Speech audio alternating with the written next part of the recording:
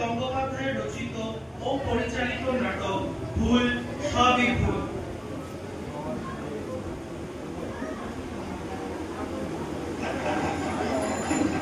কিরে বাংলা, চুপ করে বসে আছিস, কিছু বলছিস না যে? আরে চা দিব নাকি? হ্যাঁ দিতে পারো, কিন্তু এখন পয়সা নেই মদনদা। বলিস কি? শুনলাম তোর বউ কলকাতায় কাজ করছে আর তোর টাকে পয়সা নাই।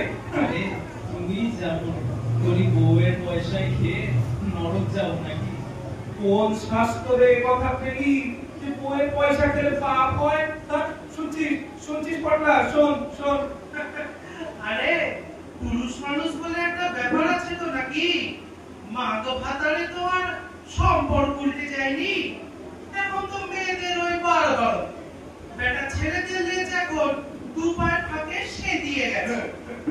তাহারে বাংলা মনিকা তাহলে কলকাতায় ভালোই আছে, কি বলিস? মনিকা কাকে বলছো? সে কি এখন আর মনিকা আছে? তার এখন নতুন নাম পিয়ালি। বলিস কি?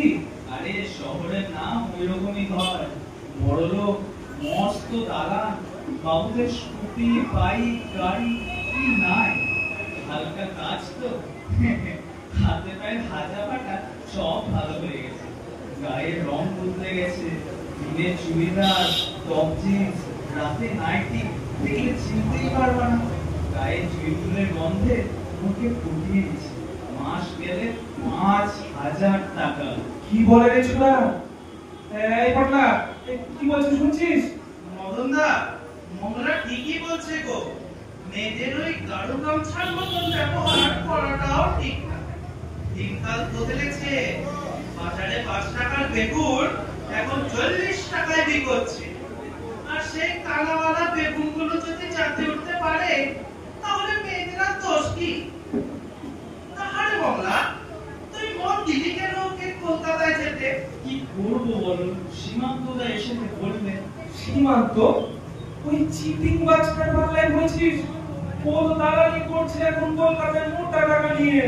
কিন্তু ওর সুখের কথা ভেবে তো মত দিলাম। ভালোই তো আছে, কি বলো মদন? ভালোই তো আছে, নাম পেয়ারা। পাগলা দেখ কেমন বউয়ের সুখের কথা বলি। আরে কাকে নিয়ে থাকবি এখন?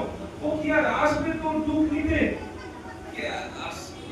ও এখন কলকাতার তিলোত্তমা নাকি পাগলা?